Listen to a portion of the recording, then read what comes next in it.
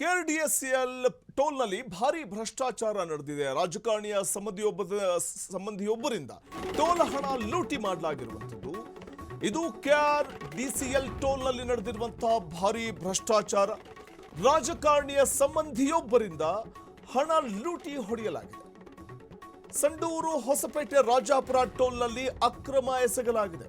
ಕಳೆದ 1.5 ವರ್ಷದಿಂದ ಟೋಲ್ ಹಣವನ್ನ ಗುತ್ತಿಗೆದಾರ ಕಟ್ಟೇ ಇಲ್ಲ. ಅಧಿಕಾರಿಗಳೇ ಬೇನಾಮಿಯಾಗಿ ಟೋಲ್ ನಡೆಸಿರುವಂತಹ ಒಂದು ಆರೋಪ ಕೇಳಿಬರ್ತಿದೆ. 1.5 ವರ್ಷದಿಂದ ಕೆಆರ್ಡಿಸಿಎಲ್ ಎಂಡಿ ಸಿಇ ಜಾಣ ಮೌನ ವಹಿಸಿದ್ದಾರೆ.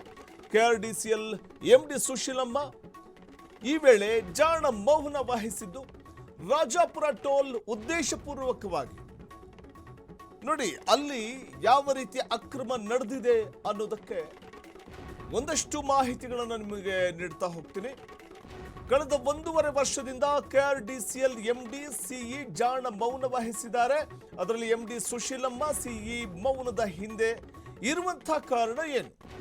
ರಾಜಾಪುರ ಟೋಲ್ಗೆ ಉದ್ದೇಶಪೂರ್ವಕವಾಗಿ ಫಾಸ್ಟ್ಯಾಗ್ ಅನ್ನ ಅಳವಡಿಸಿಯೇ ಇಲ್ಲ ಅಂತ ಇದೀಗ ದೂರು ನೀಡಲಾಗಿದೆ. ಸಿಎಸ್ ಅವರಿಗೆ ಪತ್ರವನ್ನ ಸಾಮಾಜಿಕ ಕಾರ್ಯಕರ್ತ ದಿನೇಶ್ ಕಲ್ಲಹಳ್ಳಿ ದೂರನ್ನ ನೀಡಿದ್ದಾರೆ. ಒತ್ತಡಕ್ಕೆ ಮಣಿದು ಕಲೆಕ್ಷನ್ ಅಮೌಂಟ್ ಸರ್ಕಾರಕ್ಕೆ ಕಟ್ಟಿಲ್ಲ. ಜಿಂದಾಲ್ ಮತ್ತು ಕಲ್ಯಾಣಿ ಗ್ರೂಪ್ ಹೆಸರಲ್ಲಿ ಟೋಲ್ ಕರ್ಮಕಾಂಡ ನಡೆದಿದೆ. ಕೆಆರ್ಡಿಸಿಎಲ್ ಅಧಿಕಾರಿಗಳಿಂದ ಕೋಟಿ ಕೋಟಿ ಗುಳುಂ ಆಗಿರುವಂಥದ್ದು. ಅಧಿಕಾರಿಗಳ ಈ ಬೇನಾಮಿ ಟೋಲ್ ದಂಧೆಗೆ ಬ್ರೇಕ್ ಹಾಕೋರು ಯಾರು? ಕೆಆರ್ಡಿಸಿಎಲ್ ನಲ್ಲಿ ಆಫೀಸರ್ಗಳೇ ಟೋಲ್ ಕಳ್ರಿಲ್ಲಿ 3.57 ಕೋಟಿ ರೂಪಾಯಿ ಲೂಟಿಯಾಗಿದೆ ಅಂತ ದೂರನ್ನ ನೀಡಲಾಗಿದೆ ಸರ್ಕಾರದ ಮುಖ್ಯ ಕಾರ್ಯದರ್ಶಿಗೆ. ಉದ್ದೇಶಪೂರ್ವಕವಾಗಿ ಫಾಸ್ಟ್ಯಾಗ್ ಬಂದ್ ಮಾಡಿ ಕ್ಯಾಶ್ನಲ್ಲಿ ವ್ಯವಹಾರವನ್ನ ಮಾಡಲಾಗಿದೆ.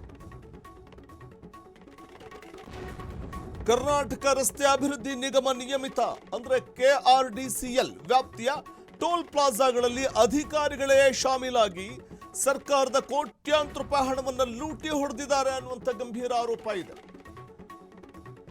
ಉದ್ದೇಶಪೂರ್ವಕವಾಗಿ ಫಾಸ್ಟ್ಯಾಗ್ ಬಂದ್ ಮಾಡಿ ಕ್ಯಾಶ್ನಲ್ಲಿ ವ್ಯವಹಾರ ನಡೆಸಲಾಗಿದೆ. ಅಧಿಕಾರಿಗಳ ವಿರುದ್ಧ ಕ್ರಿಮಿನಲ್ ಕೇಸ್ ದಾಖಲಿಸುವಂತೆ ದಿನೇಶ್ ಕಲ್ಲಹಳ್ಳಿ ಆಗ್ರಹಿಸಿದ್ದಾರೆ. 1.93 ಕೋಟಿ ಸರ್ಕಾರಕ್ಕೆ ಜಮೆಯೇ ಆಗಿಲ್ಲ.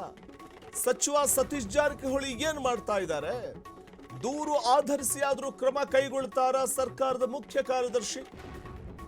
ಡಿಎಂಜಿ ದಾಖಲೆ ಪರಿಶೀಲನೆಗೆ ಒತ್ತಾಯವನ್ನು ಮಾಡಿದ್ದಾರೆ ದಿನೇಶ್ ಕಲ್ಲಹಳ್ಳಿ. ಗುತ್ತಿಗೆದಾರರು ಮತ್ತು ಕರ್ನಾಟಕ ರಾಜ್ಯ ಅಭಿವೃದ್ಧಿ ನಿಗಮ ನಿಯಮಿತ ಕೆಆರ್ಡಿಸಿಎಲ್ ಅಧಿಕಾರಿಗಳ ವಿರುದ್ಧ ಮೊಕದ್ದಮೆಗೆ ಆಗ್ರಹಿಸಿದ್ದಾರೆ. ಅಧಿಕಾರಿಗಳ ವಿರುದ್ಧ ಕ್ರಿಮಿನಲ್ ಕೇಸ್ ದಾಖಲಿಸುವಂತೆ ಒತ್ತಾಯಿಸಿದ್ದಾರೆ ದಿನೇಶ್ ಕಲ್ಲಹಳ್ಳಿ. ಈ ಅವ್ಯವಹಾರ ಕೆಆರ್ಡಿಸಿಎಲ್ ಅಧ್ಯಕ್ಷ ಎಚ್.ಸಿ. ಬಾಲಕೃಷ್ಣ ಗಮನಕ್ಕೆ ಬಂದಿಲ್ವೇ? ಸಚಿವ ಸತೀಶ್ ಜಾರಕಿಹೊಳಿ ಏನು ಮಾಡ್ತಿದ್ದಾರೆ? ದೂರು ಆಧರಿಸಿ ಆದರೂ ಕ್ರಮ ಕೈಗೊಳ್ತಾರ ಸರ್ಕಾರದ ಮುಖ್ಯ ಕಾರ್ಯದರ್ಶಿ? ಅವರಾದರೂ ಕ್ರಮ ತೆಗೆದುಕೊಳ್ತಾರಾ ಅನ್ನುವಂಥದ್ದು